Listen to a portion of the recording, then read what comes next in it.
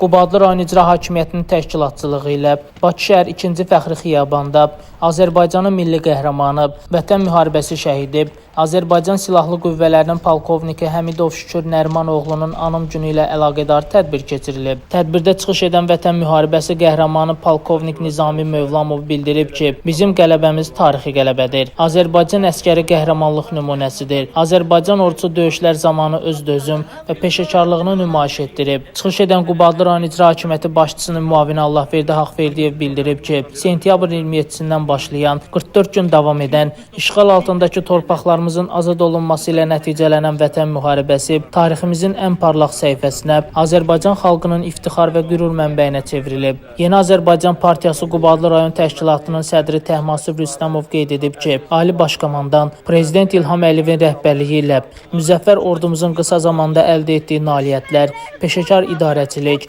döyüş hazırlığının və hərbi vətənpərvərlik ruhunun daim yüksək olması imkan verdi ki, biz torpaqlarımızı düşmənlərdən azad edək. Digər çıxış edənlər diqqətə çatdırıblar ki, 30 ilə yaxın həsrətində olduğumuz Qubadlı rayonu 25 oktyabr 2020-ci ildə işğaldan azad olunub. Milli qəhrəmanımızın qardaşı Əsəd Həmidov şəhid ailələrinə göstərdiyi diqqət və qayğıya görə Ali Başkomandan Prezident İlham Əliyevə, 1-ci vitse-prezident Mehriban Əliyevaya minnətdarlığını bildirib. Şükür Həmidov Vətən müharibəsi zamanı 22 oktyabr 2020-ci il tarixdə doğulub böyüdüyü Qubadlı rayonunun azadlığı uğrunda gedən döyüşlərdə qəhrəmancasına şəhid olub. Bakı şəhər 2-ci Fəxri Xiyabanda dəfn edilib. Ailəli edib, 2 övladı var. Allah şəhidlərimizə rəhmət eləsin.